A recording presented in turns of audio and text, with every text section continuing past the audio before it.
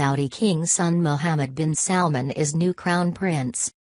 Saudi Arabia's king has appointed his son Mohammed bin Salman as crown prince, replacing his nephew, Mohammed bin Nayef, as first in line to the throne. King Salman's decree also means Prince Mohammed bin Salman, 31, will become deputy prime minister while continuing as defense minister. Prince Mohammed bin Nayef, 57, has been removed from his role as head of domestic security, state media say. He has pledged allegiance to the new crown prince, news agency SPA reports.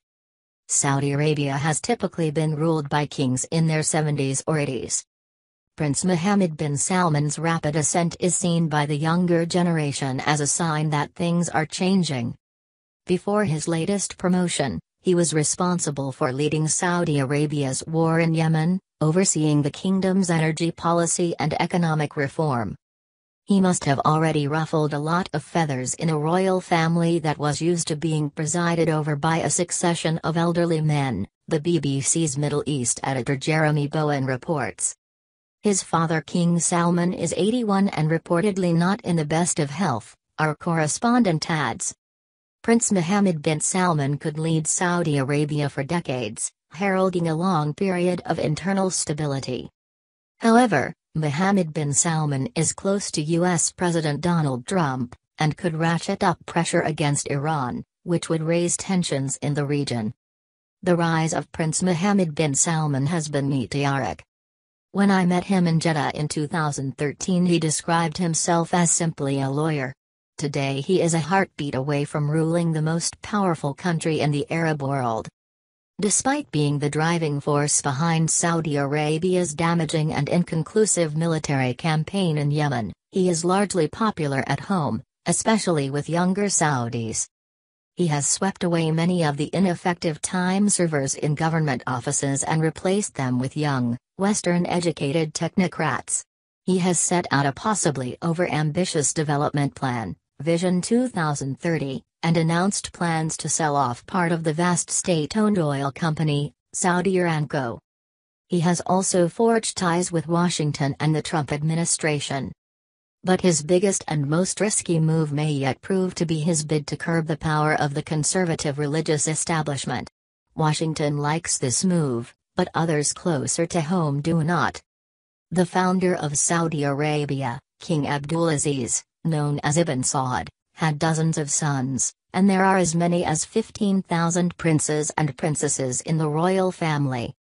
In 2006, a decree was passed setting up a committee responsible for electing the king and crown prince. The committee is made up of senior princes of the Al Saud royal family and is known as the Allegiance Council. Mohammed bin Salman's new promotion to crown prince was approved by 31 out of 34 members of the council. Analysts say those in power tend to appoint their sons to roles that will enhance their chances of being promoted, so when monarchs and crown princes change, sons can come into and out of favor. King Salman acceded to the throne in January 2015 after the death of his half-brother Abdullah bin Abdulaziz. He launched his first major cabinet reshuffle a few months later, promoting Mohammed bin Nayef to crown prince and Mohammed bin Salman, who was relatively unknown at that time, to deputy crown prince.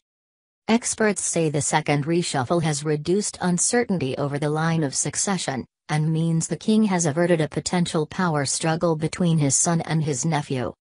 The decree promoting Mohammed bin Salman includes a clause preventing him from appointing one of his sons as his heir.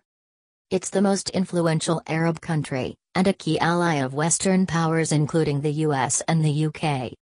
The kingdom is also the world's leading oil producer, and the Saudi royal family is thought to be one of the richest ruling families in the world.